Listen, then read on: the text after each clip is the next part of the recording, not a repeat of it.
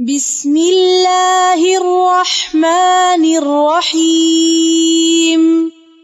اقرأ باسم ربك الذي خلق. السلام عليكم ورحمة الله وبركاته. mbokki Sénégal mbokki jullit yi mbokki seen daara ñoo ngi leen di nuyu di am mbégte lool ci jotaay bi nga xam ne am nañ ko tey jii mu jumtukaay boo xam ne si daara yi ñoo ko moom te ñun lu ñu am daara la ba tax na jumtukaay bi it moom ñoo ngi xamle ni suñu jumtukaay la di woo Sénégalais yëpp it ñu def ko seen jumtukaay. laaj bi nga laaj nag am na solo bu ma la doon defal tey ji tënk ci mbir moomu nu mu demee yaa 3 semaines de cela ci lañ ñu informé ñun ci ay yëngatu yoo xam ni am nañu fële ca Gigon am nañu ca Gigon mu jëm ci ay pharmaciens yoo xam ni dañu fay liggéeyee te am fa ay jafeñ-jafeñ booba dàq bi sax amagul ñu am fa ay jafeñ-jafeñ biñ ñu ko jotlee nag ni dañ leen a yónnee benn note de service boo xam ne daal dañ leen a wax ni léegi mayeetuñ leen kenn di fi julli ci biir kii bi ak di abandonné note de service bi dama ko tiimul ni mais mi ngi ma yor sama document yi donc bref tënkal leen loolu daal ci mayeetuñ leen ñu julli ñoom biñ ñëwee mu recevoir leen fii ñu waxtaan ci man laaj leen yëf bi ñu def tënkal ma ko nu mu demee ndax julli gi ñoom dañ koy soog a tàmbali lan moo waral boobu ba léegi amuñu foon jafe-jafe ñu ni ma ñoom à peu près xëy na ci ñaareet jëm ñetteet lañ fa nekkagun am na ci koo xam ni sax at la fay soog am yu teg tuuti waaye nee na dañ daan njëkk di julli ci magasin bi biñ fay julli nee na finalement ñu ñëw fekk leen fa ni leen bu fi kenn julleeti nee na ñuy yéeg ci kaw balcon ba di fa julli nee na ñu ñëw fa fekk leen fa ni leen fii bu leen fi julleeti nee na ñuy wàcc ci vestiaire yi dem di fa julli fi nga xam ne fa la ñuy changé seen i blouse ak yëpp nee na ñu ñëw nag ci lañ leen waxee ni fii bu leen fi julleeti daal leen koy tere nga xam ni kon ay étapes yu baree bari la topp nañ leen ci yu baree bari directeur bi nga xam ni moo koy tere yi tamit ma fàttali ni moom du fa xëy si moom nekku fa aussi dañ koy rapporter ay fait rek buñ ko nettalee mu ñëw fa amaana daal ni leen lii bu mu am wala mu yónnee këyit ni jël na décision nangam. alors bi mu jëlee note de service boobu ñi nga xam ni dañ doon julli ñoom tamit bind ko bataaxal xamal ko ni ko ñoom 7 heures de temps la ñuy taxaw di liggéey déjà loolu sax dafa safaanoo ak yoonu réew mi 7 heures de temps nga taxawloo ko nit di ko liggéeyloo ko te 15 minutes dong nga ko may de pause 15 minutes ci diggante 7 heures de temps yi nga xam dana taxaw presque 4 heures de temps am 15 minutes ñëwaat taxaw 3 heures de temps alors te su paree dana def 30 minutes yoo xam ni daf koy jagleel société bi pour def situation de caisse yoo xam ni kenn du ko fay loolu xam nga ça pose problème alors kon bi loolu amee ñoom ñu bind ko bataaxal ni ko léegi dañu bëgg ñun à tour de rôle danañuy organiser wu mais abandonné ñu suñu poste dem di julli ci mais suñu 15 minutes yooyu danañ ci organiser wu fexe ba ku ci bëgg a dem julli ji kenn ku ci nekk utiliser sa 15 minutes ni nga sañee di lekk sañee naan ci ngay jullee ji finalement bi ñu continuer di def noonu di julli ci la jëlaat beneen dogal léegi nag licencié ñaar ñi nga xam ne ñoom xëy na ñoom la ci gënoon a ciblé ni dàq nañ leen sans droit loolu moom mooy dëgg-dëgg li nga xam ni am na. bi mu amee nag ñoom ñu yëgal ñuy licenciement bi ñun leen kon ñun jël nañ acte daal di ci waxtaan ak ay kilifa ak avocat yi biñ fi jógee ñun en tant que collectif ñu dem ba ci pharmacie ba ndax xam nga wenn lay pakk la te it duñ ko dégg. li muy ñor it ñu déglu kenn rek sukkandiku ci dañoo daal dem ba ci pharmacie ba bañ fa demee ñu fa fekk waxtaan ak ñoom bàyyi fa suñu coordonnées xamal leen ni dañoo bëgg a gisee ak kilifa gi waxtaan ak moom ci mbir sàngam ñun présenté wu ñooy diw sàngam kañ fa fekk ni ñu jël note bind bataaxal aussi jox ma bu wane ni ñun ñëw nañ fa ndax ñun ñoo ko ni bindal wane ni ñun ñëw nañ fi ndax dañ koy soxla ëllëg alors ñoo ngi ko doon déglu ba dégguñu ko ñun def point de presse wax ca lañ ca wax wane ni daal gis nañ ni injustice la te it loolu ñun ànduñu ci te bu ñu ko defee mel na ni julli ci Sénégal yëpp lañ ko def xañ nañu it suñu àq ak suñu yelleef ak lu ci yoon mën a wax nag loolu xañ nañu suñu àq ak suñu yelleef ndax amul benn yoon boo xam ni dafay dañ koy teg ci kaw ay nit te yoon woowu duñu bàyyi xel nit ñi seen i ngëm-ngëm ak seen aada loolu amul ci àdduna bi xëy na Sénégal gi rek la ñu ko bëgg a defee bi mu defee nag ñun ñu demandé woon à ce que ñu réintégrer leen seen poste yooyu sans condition sans délai loolu nag foofu la ñu toll actuellement ñoo ngi leen di déglu yaakaar naa ni message bi yëg nañ ko li ci sunu taxawaay nag incha allahu rabbi bu ñu demee ci tabaski gi ba delsi danañu waxtaan au niveau du collectif ak imam yi ak sëriñ daara yi ak ñi nga xam ne ñëpp combat bi intéressé na leen su ko defee ñu xool par rapport ak évolution bi ak ñoom seen réaction ak seen noppi léegi danañ mën a apprécier xool lan lañ ciy teg foofu la yëf yi toll. bon d'abord ci jàngat bi jàngat boobu mën nañ ko def à 3 niveaux niveau bi ci njëkk mooy ñun sunu arsenal juridique ak li ñuy tuddee suñu république ñu moom ko ak li nu fi yoonal d'abord moo am ay germe moo am aw jiwu woo xam ni mën naa yombal ak mbonte ci biir réew mi te loolu li ci bizarre mooy sëriñ daara yi imam yi xalif généraux yi église bi samba suro bale yi mel ni man nga xam ni si xëy na ay citoyens ordinaires lañu ñooñu lañ ko def ci seen tur d'abord boo xoolee constitution bu Sénégal dafa am ay jafe-jafe yu ci nekk bokk na ci jafe-jafe bi ci gën a garaaw mooy yéen a ngi wax seen daara bu ngeen di wax daara alxuraan a tax alxuraan lañ fay jàngale di nampatal nit ñi ci téere bi yàlla bi ak waxi yàlla fi mu ne loolu yéen ni ngeen koy fonk ba jàpp ni jaral na leen nga jóg jël seen jot jël seen alal def ko ci surtout consacré ci seen énergie di fexe ba liy xew ci daara yi ngeen koy tasaare nit ñi di xam daara ak di leen ci nampatal ak di leen ci woog di leen ci xeetal téere boobu fa ngeen ko teg yoonu réew mi moom waxul loolu dafa wax ni téere alxuraan constitution bi moo ko tiim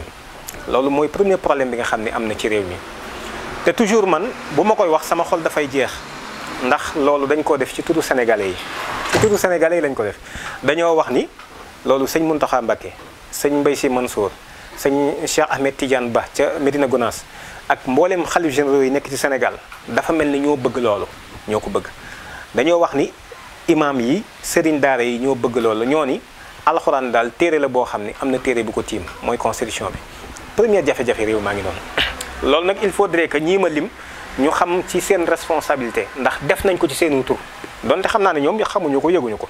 waaye ci seenu tur lañ def ne ñoom ñoo bëgg alxuraan am téere bu ko tiim ko léegi nag loolu mooy premier problème ci réew mi deuxième problème bi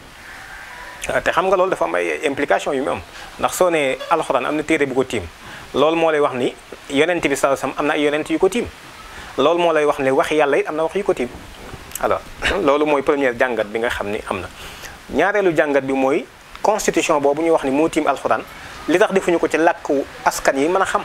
waaye ñu def ko ci français boo xam ni li ëpp ci sénégalais yi xamuñu ko moo tax xamuñu lañ ca wax te jox nañ ko daye bi ñu ko jox ñetteel bi mooy constitution bi ñoo ngi ko référé ci li ñuy wax la laïcité laïcité mooy diine yi république mooy jël nañu l'islam jël jeneen diine teg ci kawam lii ma la wax boo demee ci Europe et laïcité numéro 155 da nga ko ci fekk Philippe Gueguelier ancien grand maître la bu Grand Orient bu France dafa wax ni li alxuraan di wax ni huwa alladi arsala rasuluhu bil huda wa diinil haqq li yuzhirahu ala diini kullihi walaw karihal mushrikun nee na loolu yàlla da ko wax waaye am na lu ko gën a wér li ko gën a wér mooy laïcité mooy diine ji tiim diine yépp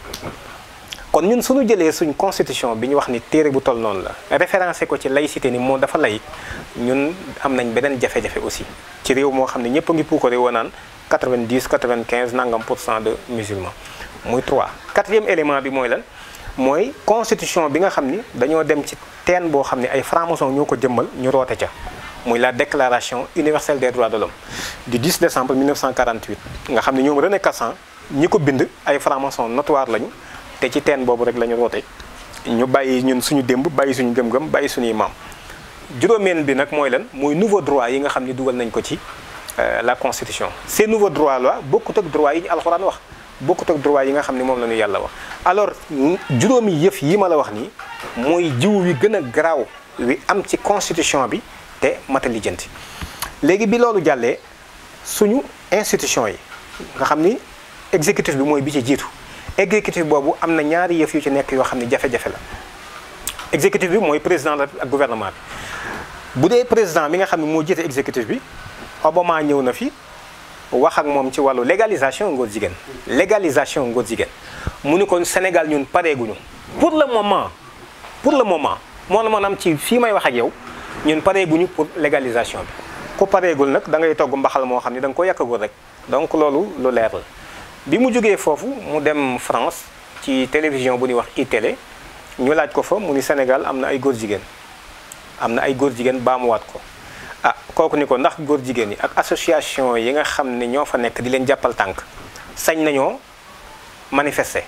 sañ nañoo campagne def campagne mooy convaincre nit woo nit ci dara ndax sañ nañ ko ci fésal ko mu ni ko sañ nañ ko lii may wax président de la République moo ko wax mooy chef exécutif bi mu ni ko sañ nañu fésal sañ nañoo campagne sañ nañu ko daal di koy baamuwaat ni sañ nañ ko ah loolu jafe-jafe am na ci journaliste bi ni ko mbaa loolu dara du leen ca fekk buñ ko fésalee ak Sénégal li ñu xamee ni ñu bañee ak ngóor jigéen mu ni ko en tout cas dara dana leen ci fekk du leen ci fekk en tout cas du bàyyi ko ci gouvernement bi lu leen ci fekk loolu lu leer la le gouvernement du Sénégal kon wane na ni ak mbon moo ko bëgg ci kaw réew mi te lii may wax ni bu leen ci censuré dara na ngeen ko génne nii maanaam ñoom ñoo bëgg ak mbon ci réew mi président de la République nee na ñooñu bu ñuy def ak mbon di ko fésal dara du leen ca fekk bàyyi ko ci gouvernement bi leneen li ngi ci dollikuwaat pour wane gouvernement bi ni moom ak mbon moom moo ko bëgg ci réew mi mooy ministre de l'intérieur bu Sénégal nga xam ni ministère bi ci turu sëñ Mountakha sëñ Mbaye Sy Mansour ak seen kilifa yi leen jiitu ci lañ ko taxawal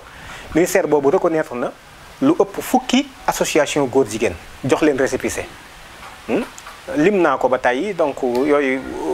nëbbootul lu mel ne EDS ñoom Jaaji Diouf Jaaji nëbbatuwul def na ay vidéo wane ko seen page Facebook ku fa dem seen compte YouTube da nga ca fekk seeni publication donc moom moo yor EDS te ci turu sénégalais yi leen ko joxe sañ-sañ boobu alors sénégalais yi mooy ñen sénégalais yi mooy 95% de musulmans yi ak chrétiens yi nga xam ni bëgguñu loolu n'est-ce pas léegi loolu benn jafe-jafe la beneen jafe-jafe bi nga xam ne si dolliku na ci aussi ci architecture boobu ba tey gouvernement bi mooy ministère du genre bi nga xam ne créé nañ ko Sénégal ministère du genre moom fan la jëm man déjà le fait que ma ciy interroger wu rek waroon naa tax nit ñi taxaw ci ndax nee nañ man lañ ko defal te man xaw ma lan la xaw ma lu mund ministère du genre fan la jëm lu ko tax a jóg puisque sénégalais yi xamuñu ñoom dañu waroon a leeral genre mooy nangam a ko tax a jóg mais ñun ëlëm nañu te liñ ci gis ci genre ca tugal moom fa mu jëm baaxul ñoom bu abee nag beneen gis-gis buñ ci am loolu dañ ko war a leeral nit ñi ñu teel koo xam alors loolu mooy benn niveau ci njàngat mi ci lii am ci premier niveau bi mooy jëmmi suñu institution yi ak li ñu def ci turu askan wi muy constitution bi moom moo am jafe-jafe moo safaanoo ak li yàlla bëgg te ci turu askan lañ ko def beneen bi nga xam ne si moo ci dollikuwaat mooy Sénégal ci boppam moo nangu fi mu nekk nii ay ONG yoo xam ne dañoo ñëw ci biir réew mi ñu jox leen accord de siège maanaam jox leen këyit ñu nekk fi di fi opéré ba noppi di jàppale ak ngóor jigéen Oxfam dégg nga ko fan yi ci passé am na ñeneen ñoo xam ne soxlawul ma leen di tudd journaux yi wili pande woon lañ leen fi ñu nekk di jàppale góor jigéen yi ci suuf ba ci démb rek ñoo ngi may yónnee benn ONG boo xam ne ñëw na fi di jàppale ay handicapé di wax ay daanaka ay gay pride ak seen drapeau yooyu waaye wan leen ñi ñoom dañoo war a am fierté ci lii ñu nekk ni ko góor jigéen yi war a nekkale donc mais loolu état du Sénégal moo leen jox sañ-sañ ñu ñëw di fa opérer te loolu ci turu sénégalais aussi lañ leen ko jox donc gis nga kon dafa am niveau boo xam ni bu kawe la ñu def ko turu askan wi te loolu di jàppandal ak mbon di jàppandal ay caaxaan te loolu mi ngi dox ci Sénégal te ñëpp dañoo jàpp ni lu normal la baax na donc loolu moom mooy premier niveau bi deuxième niveau bi nag mooy ñi nga xam ni dañ leen di jëfandikoo ñuy suñuy moromi sénégalais liñ ci gën a soxla mooy homme de médias yi artistes yi ñi nga xam ni en tout cas ay vecteurs d'opinion lañu maanaam am na ñu leen di déglu à travers am na ñuy identifié wu ci ñoom ñooñu la ñuy posteloo yenn message yi pour ñu banaliser mbir moom fi mu nekk nii. ba concert bi amoon le 5 bay passé ci weer wee gis nga ko concert góor jigéen laa koy tudde le 5 bi passé ak yeneen yu mel noonu yoo xam ne ay artistes la ñuy porté loo message boobu ñu koy porté même bu fekkente ni sax innocemment la ñoom xamuñu sax li xew mais ñoo ngi désacraliser loolu ak di ko banaliser aux yeux en fait du peuple sénégalais surtout ci jeunesse bi nag ba nga xamee ni question yooyu mi ngi banalisé donc yu mel nii yëpp su amee mais sëñ bi danañ gis ni kon lu bon faw mu yomb ci réew mi ndax du point de vue institutionnel wàccaay wi am na ubbi nañu ay voies gouvernement bi nga xam ni moom mooy mbindaanu askan wi war a liggéey mi ngi trahir askan wi ci seen gis-gis ak seen ngëm-ngëm. troisième élément bi ñoo ngi am ay vecteurs d'opinion ñoo xam ni mbooloo yu bare leen di seetaan ak leen suivre ñooña di wéyal ak mbon nooy def ko mbon gi de tasaaroo donc lii moom mooy niveau d'analyse bi. alors ñun nag suñu taxawaay ci loolu maintenant mooy ñun ay sénégalais lañu ñun Sénégal rek la ñu am Sénégal gii moo nu gënal lu mu mën a doon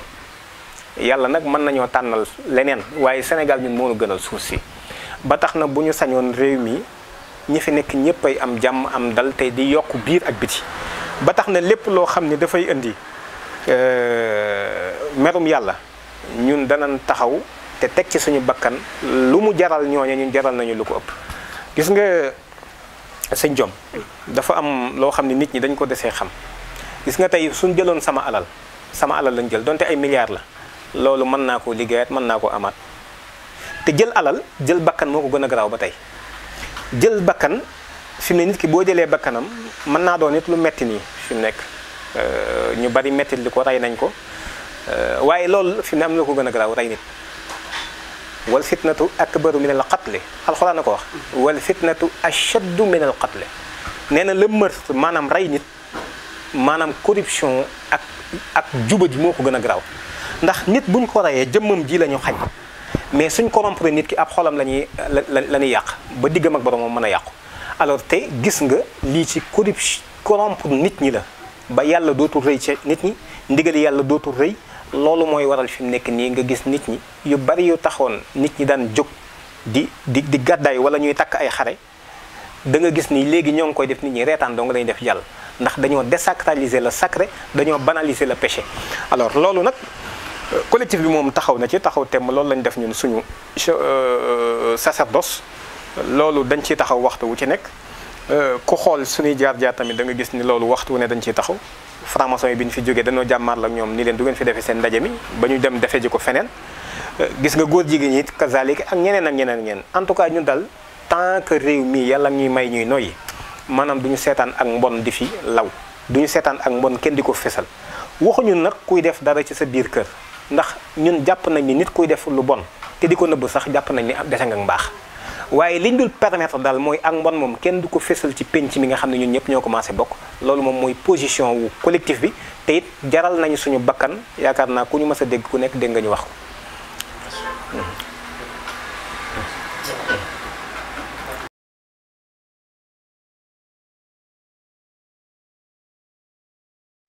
Bismillahir Rahmanir Rahim. اقرأ باسم ربك الذي خلق